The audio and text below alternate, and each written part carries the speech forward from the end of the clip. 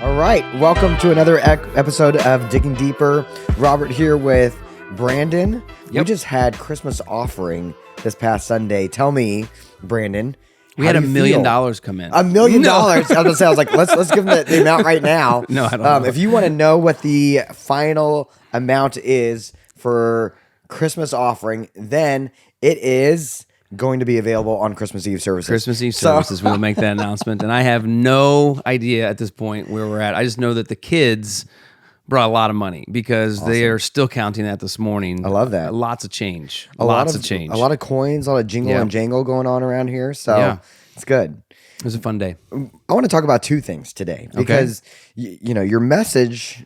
I want to get my to sermon that. notes. Your sermon notes. I have your sermon notes. I was like, I wrote that. You're like, those are literally, that's the way that I write my sermon notes. And you're like, those are your sermon notes. And then I want to talk about Christmas offering as well. But, you know, you kind of brought back, I appreciated the alliterations, by the way. I was like, what could I do to just speak Robert's love language? It did. All the points with the same first letter. Inferiority. What was it?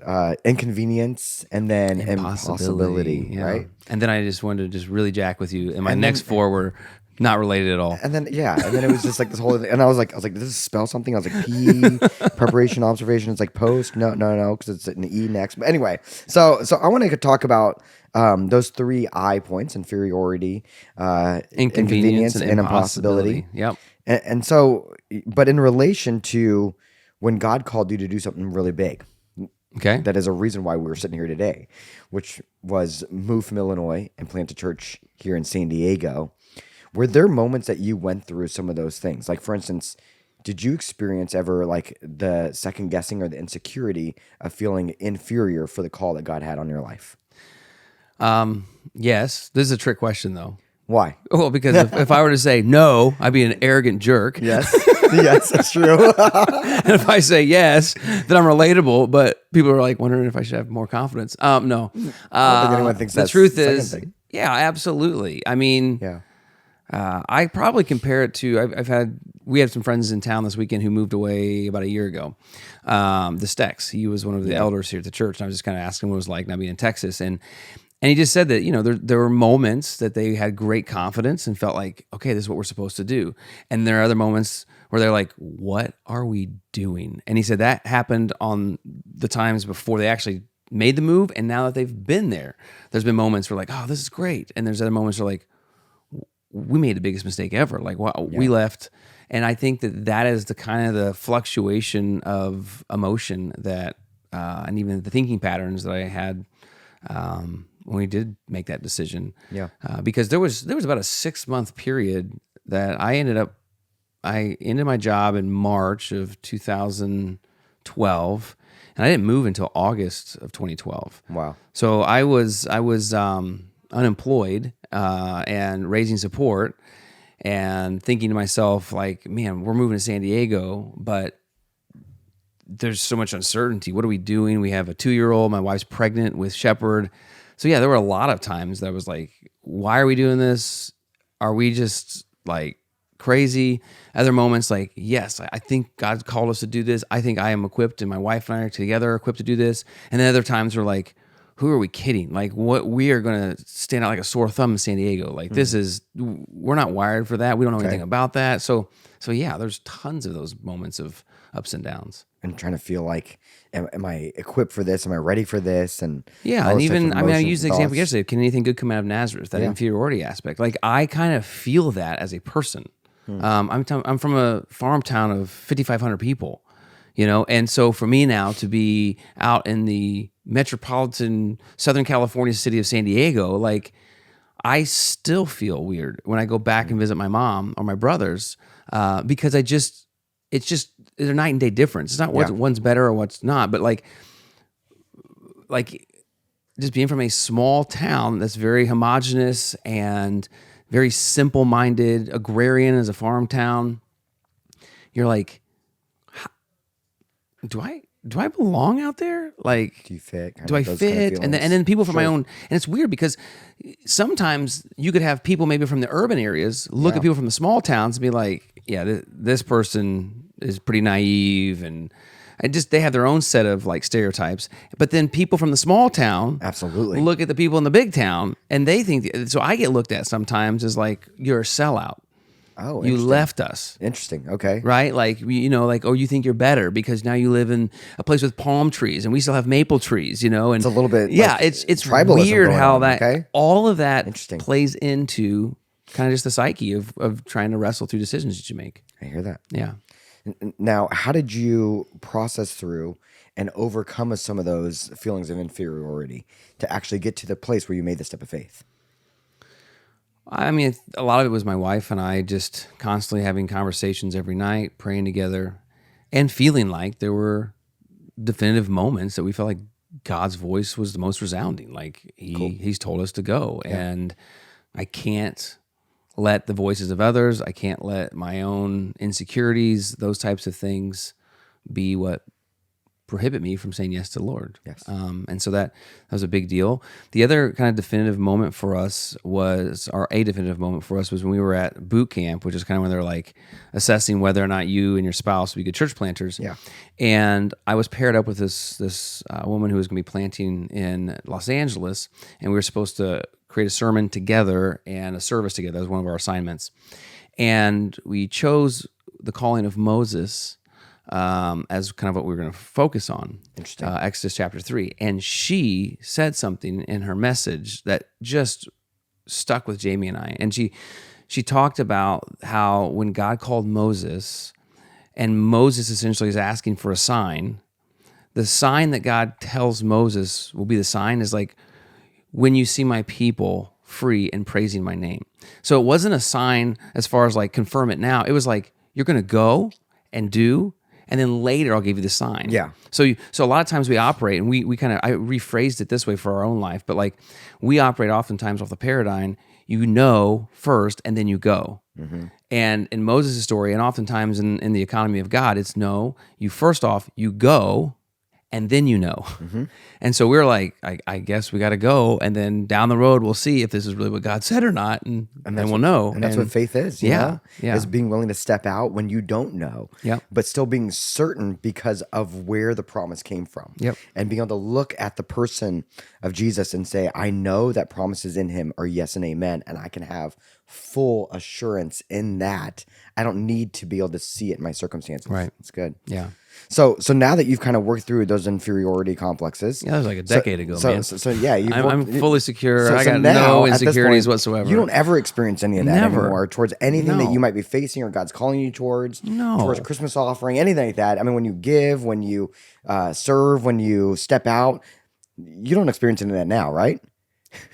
I mean, I'm a Christian and filled with the Holy Spirit. I mean, and, so obviously, like, I don't think that ever leaves. Yeah. I mean, I think you gain greater confidence as you see God continue to be faithful, but there's still a part of I'm covered in flesh. I'm human, Yes. and there is what the scriptures call flesh, and it constantly is trying to deter us from walking the ways of the Spirit. Yeah. I still, every single time I preach, have butterflies and I'm nervous. And I come here at 6 o'clock in the morning on Sunday mornings to kind of run through everything. That's not because I'm a perfectionist. That's because I'm scared to freaking death. Because I'm like, what happens if I say the wrong thing? Or what happens if God doesn't want to use this? Or I've missed him? Like, there's always those pieces of insecurity. Sure. But the insecurity, I think if you handle it well, it should drive you to greater dependence on God. Yes. For your security. And so yeah, I still wrestle with that, whether it be in my occupation. I have issues as a father, as a husband, like wondering if I did the right thing, said the right thing. All those, there's always insecurities. Yeah, that's just life. I was meeting with someone recently, and he said this thing to me that I thought was so good. He mentioned when you are pursuing the callings of God, to go in with your head up and your chin down. Meaning like your head up, knowing that you can be confident in the call that Christ put on your life. Can you even do that? Like, well, I don't know physically. But I mean, like kind of like... The moment I move my head up, my chin goes up. I can't do that. I think I just pulled something trying to. But, I'm just trying. If they're watching on YouTube, like... They're so confused. Here's a meme. Yeah. We just, you keep doing that. It's good. You look like some kind of frog. I'm just saying, like, it's funny, like that head up, It chin sounds down. good, but it doesn't work. It's not physically possible. It's physiologically impossible. But nothing is impossible with God. Amen. Right? That was from your passage. So, no, it's one of those paradoxes, though, right? Yeah. Like you have your head up because you're confident in the call that God has on your life, and because He's the one who called, and then you have your chin down because you realize that. Yeah, there you go. I'm not going to do that on camera. I'm just going to let you do that one. If you're not watching this on YouTube, you should be. This is great. This is gold. I'm even sure This is the morning after the Christmas offering and staff and elder Christmas party. Just so many different things. Everything. We're a little bit loopy this morning. A little loopy. Robert is doing better than I am. I was trying to get down to the whole like head up, chin down portion. Yeah, the chin down, by the way, is like you need dependence. You can't do it without Jesus, and that's true too. And so, the inferiority, like you said, it when you perceive it through mature, Christ-centered eyes, it drives you towards dependency on Him, realizing that His strength is perfected in your weakness, and so it's okay if you aren't equipped, if you're not prepared, if you feel insecure, if you feel a little worried. Yeah, like trust in His strength even when you are weak. As a matter of fact, trust in it more when you feel the weakest. Yeah, and I would say too, I think sometimes, I think people, maybe I'm wrong, but when they hear like that idea of like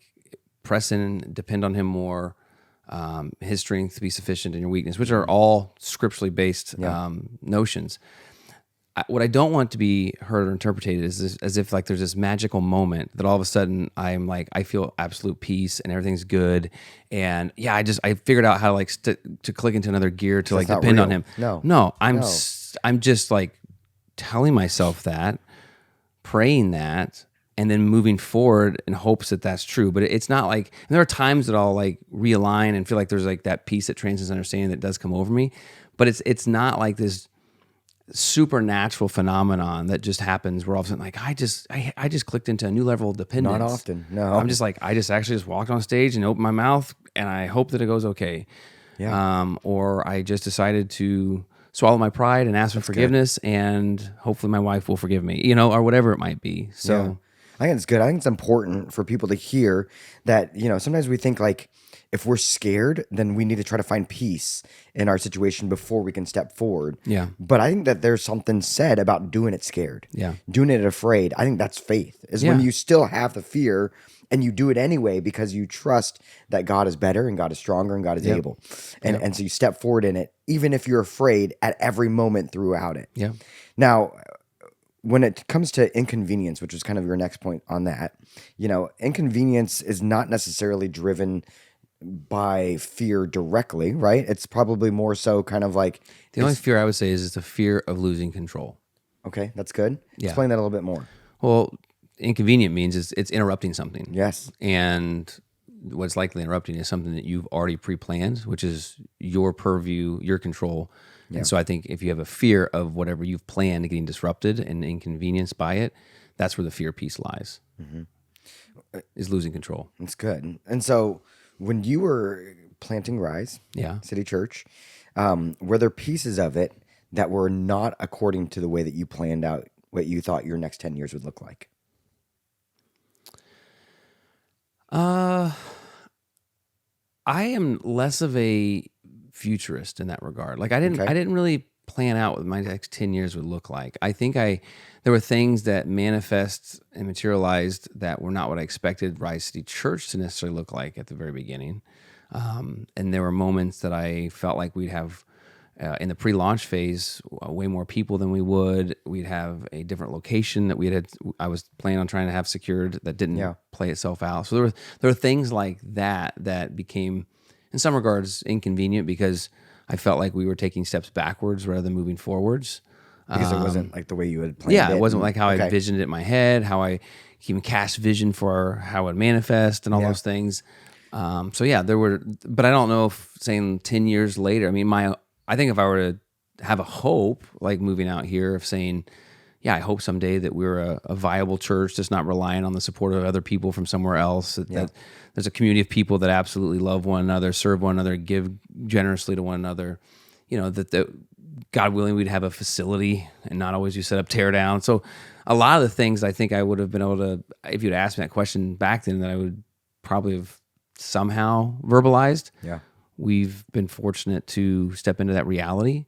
But I didn't have a future reality. I can tell you this: I didn't never picture being Lakeside.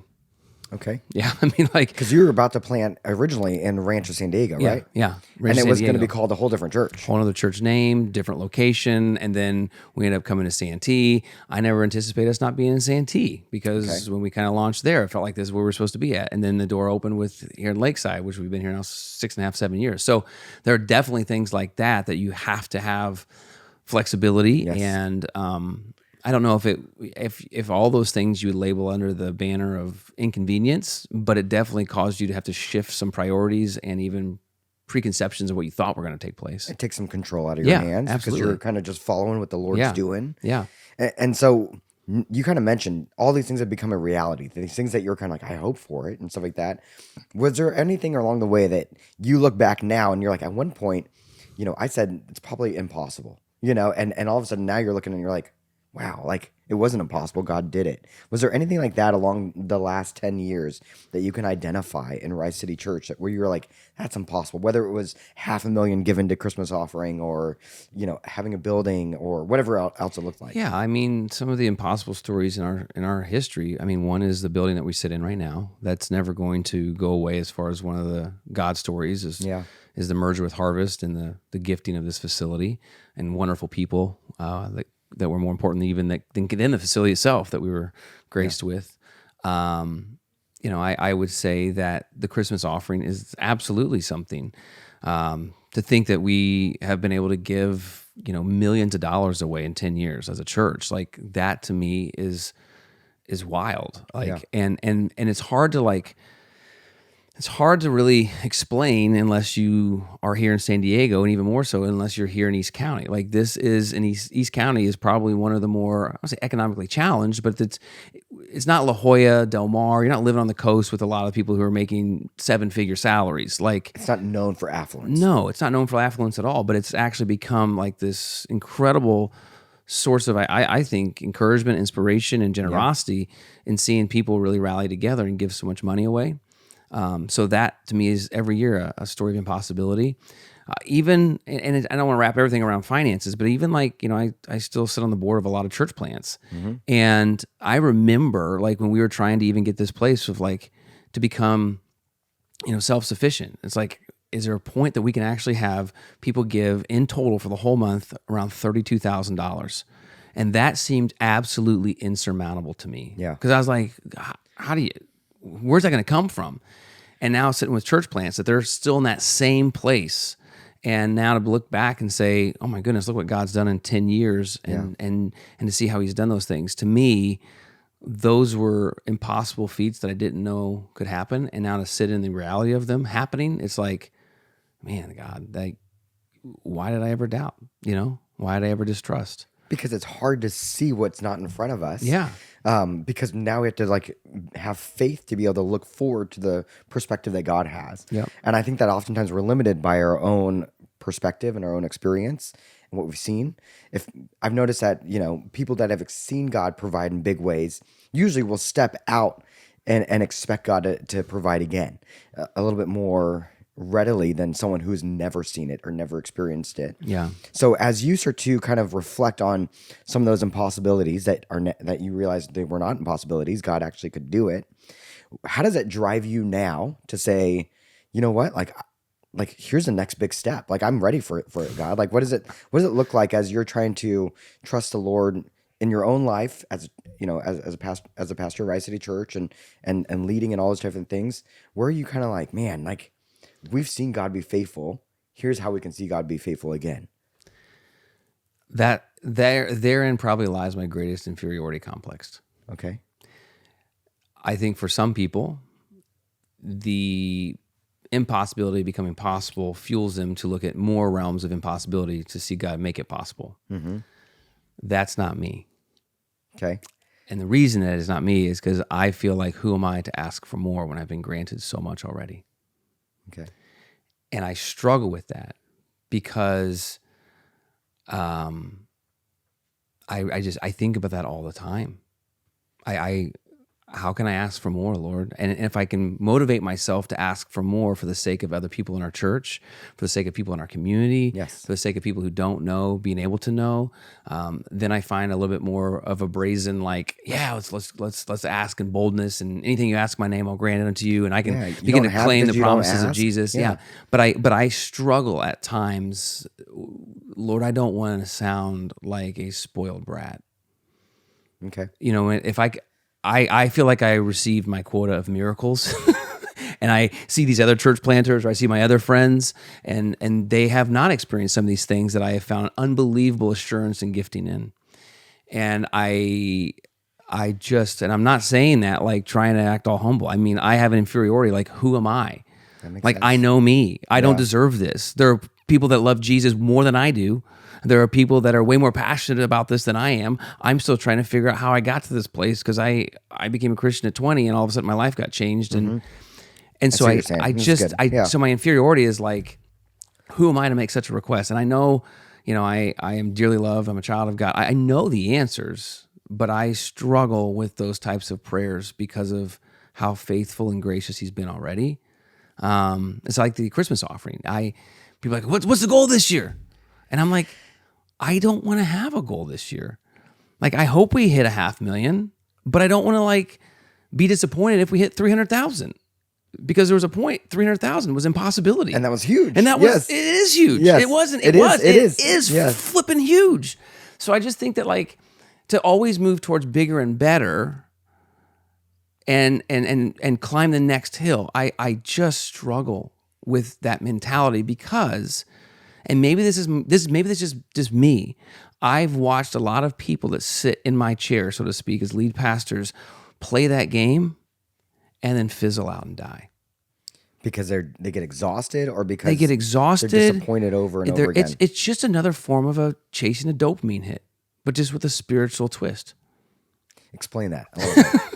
Because it's like in the social media world, right? People are addicted to it because of the like button. That's not me saying that because of like just my hypothesis. Like, the people who create it tell you there's an attention economy. They want you to click, and the more that you can put out there that gets more attention, and if you can somehow get more likes for this one or more views for this one, then somehow it makes you feel better about yourself. So if I somehow hit 600,000, or we hit 600,000 in a church next year and we're at 500,000, yes, that's amazing. Look what God did. He did all that. But I'm also like, how insulting if it's less than, but it's still incredible and provides for people. And I feel less excited about it because it was not higher than what it was last year. So I fight really hard. I see what you're saying, yeah. I fight really hard to try not to let myself go there, because I want to honor each year uniquely what God wants to do through the offering. He provides exactly what you need to do what He tells you to do. Yeah. And so for me, when it comes to like vision as a church, vision as a father, all those types of things, I really try to fight to say, what uniquely is this year? And it might not be the next big thing or expanded thing. It might be a deeper thing. It might be a character thing. It might be taking 2 steps back to offer forgiveness thing.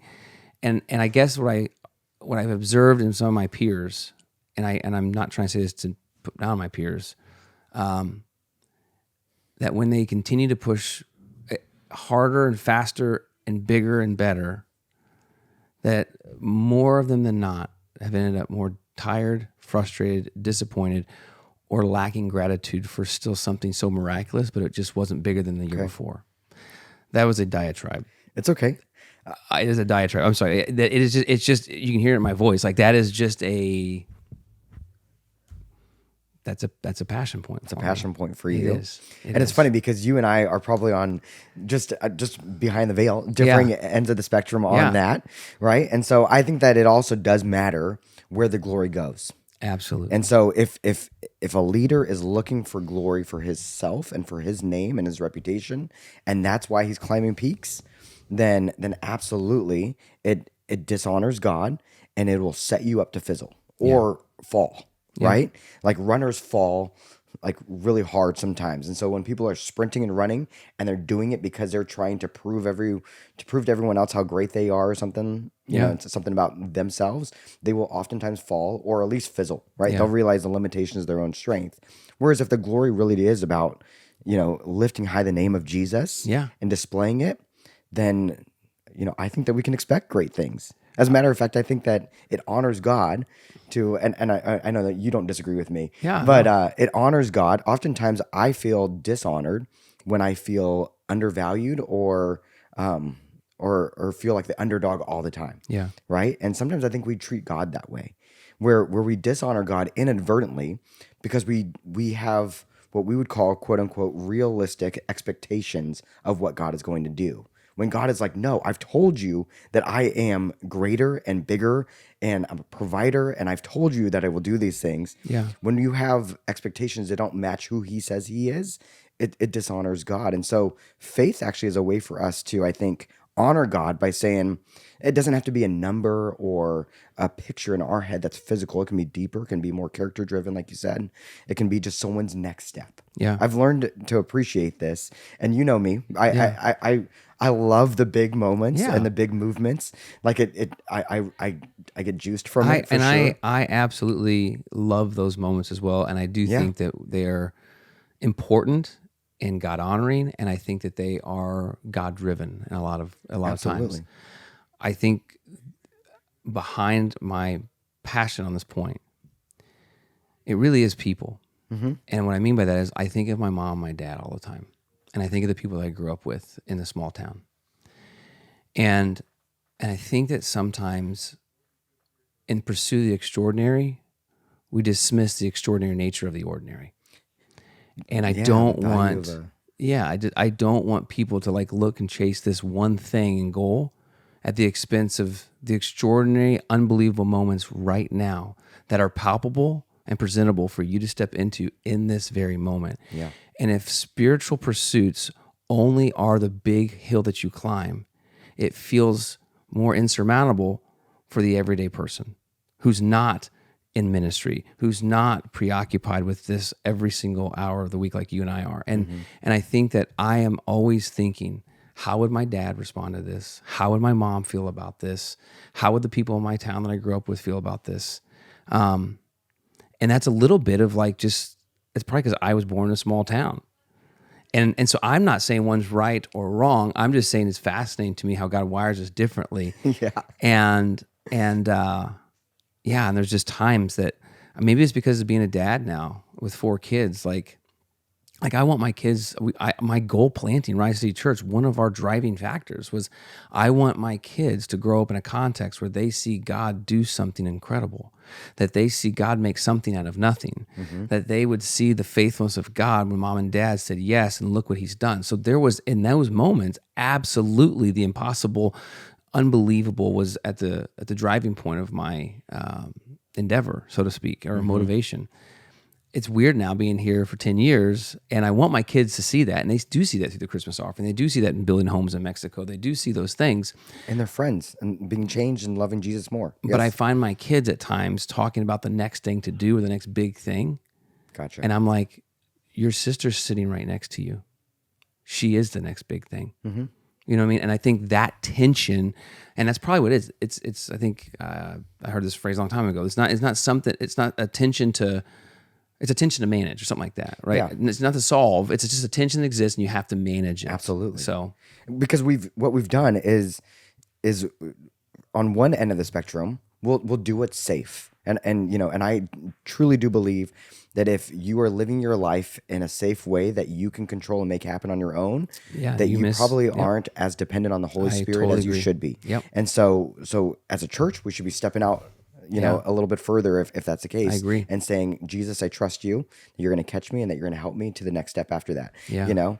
On the other end of the spectrum, though, we have made what we call big defined by what we've seen on Hollywood screens. Sure. Right? Like, so what we see as big is these huge battle scenes or like these crazy movements or these like powerhouse emotions and all these different things. When I love what you said, your sister's sitting right there, right? like big is man, how have you loved your spouse today? How have you served someone? How have you even just put on eyes and a perspective as you're walking around that starts to like look for people to pray for or people that God might want to use you to speak into and speak life and love into them? Yeah. Like that's big, right? Yeah. Like those things that no one sees. As a matter of fact, I think those are I would argue, bigger in the economy of God than the thing that everyone else sees. I think Jesus speaks to that. If he says, if you've received the praise of everybody else, good job. You've received a reward.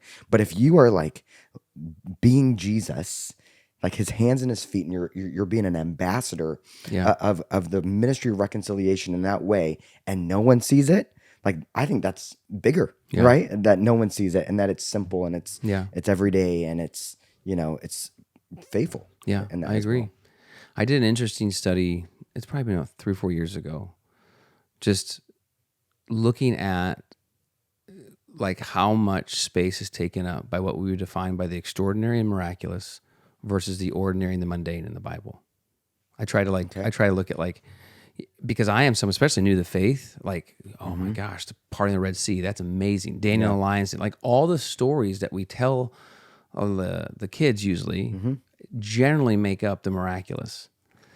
But those actually pale in comparison to the ordinary mundane. So if you just look at like land, surface area space in the Bible, far more emphasis on the ordinary because God sees it as extraordinary. Yes. And I guess that's where I'm at in my life right now. Where like I want to see the extraordinary and I want to see the miraculous. I want to see hope and healing burst forth. And I hope it comes from the form of like the cancer's gone and the brain tumor's no longer there. The relationship or the marriage is restored. Like I want to see some of those types of things.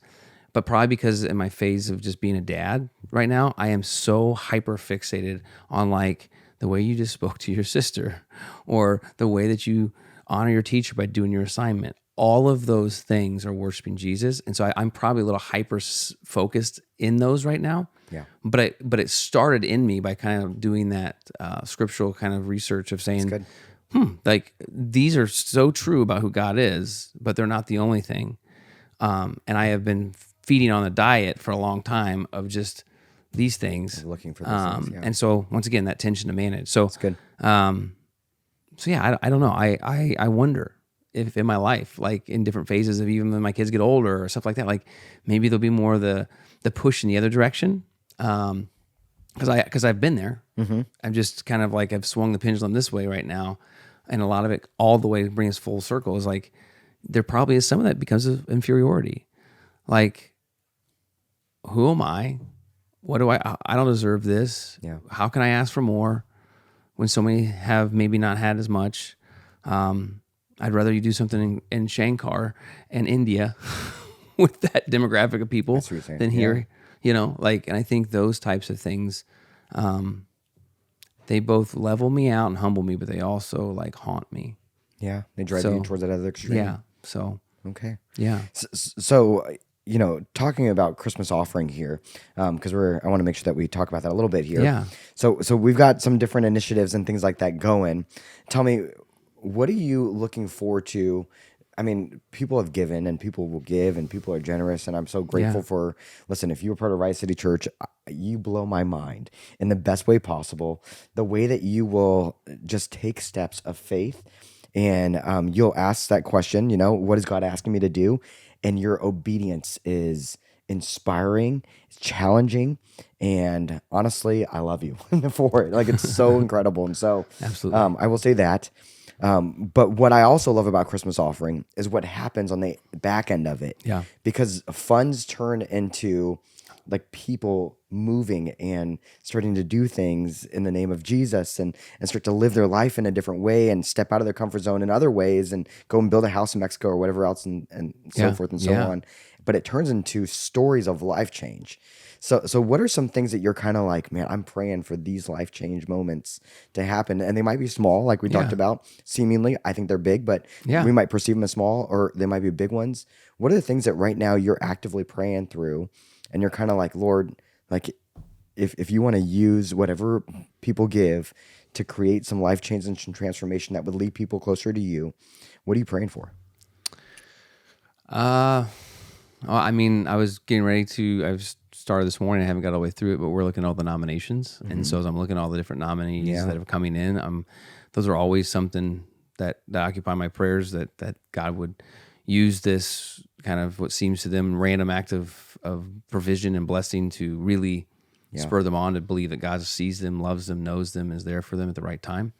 So I'm always praying for that. And I'm also, I think maybe because it's a twist on an old thing, but it's a new thing, doing the As Yourself on April 28th. Like, or honestly, people going to Mexico building homes. I think that what we've decided, even as a team, like the giving piece is awesome, and I'm praying that people give, but we also want people to give and go. And so these places where on the 28th of April, people come and we give them money, give them their own money back in some regards. And then they go. And who knows? Like, I'm already praying in advance for those types of divine appointments and what that does for the person that they bless and minister to, what that does for their own faith to see that they can be used by God. Once again, the idea behind it, As Yourself, it's you can replicate this with your everyday life. Like, we're going to give you some money in an envelope and you're going to go out and bless people. You can do that with your family. You can do that by yourself. That's good. And it's going to be so encouraging to see that I just know that God's going to inspire people's belief that they can be used by God. And that I pray for all the time, because I want people to see themselves as everyday ambassadors who can be used by Christ. I love that. It takes a moment that, quite frankly, we plan out and envision, but we hope that it creates a life change in you. If you're listening to this, or if you're part of Rise City Church, I hope that you not only come on the 28th, I hope people come on the 28th and then get to participate in that, but then it creates an inspiration for a whole different lifestyle. That would say, I'm going to actually start to hold some of the resources that God's given me in a really open hand and find ways, like literally go out searching for ways to be generous and to be an ambassador and to make a difference. That's cool. My favorite too. I love it. And we have people build homes in Mexico that now some of them are business owners or employees at places, and they've asked their company to build a home in Mexico, and to see people starting to kind of leverage their influence to expose other people to these opportunities. So cool. Like that is awesome. Yes, it is. As people becoming the hands and feet, and it's not just a few, but it's all of us together on mission. That's exciting. I agree. So exciting. So exciting. Yeah. Well, we are excited, and I don't want to take up your entire day on this Digging Deeper episode, but I just want to encourage you, man, thank you so much for your generosity. It makes a huge difference, I think, not just in the people we give to, but in us. And so it's just I love the Christmas offering. I do too. Really do. And if you haven't given yet, shameless plug, but not shameless, you can go to risecitychurch.com/give, select Christmas offering in the drop down, and we will accept people's expressions of generosity all the way to the end of the year. But it'd be preferable that everyone gives before Christmas Eve, because then we announce the grand total at that point, and that's always such a fun moment in the Christmas Eve services to celebrate that. And we'll start later this week sending out checks and seeing how God works through those things. Happens quick. It's awesome. Well, awesome. We'll look forward to more stories that we'll get to talk about how God was faithful because you were. And so thanks for joining with us, and we will fear not again this coming Sunday. Absolutely. One more installment of that with the Shepherds. Awesome. So, all right. See you next time on Digging Deeper.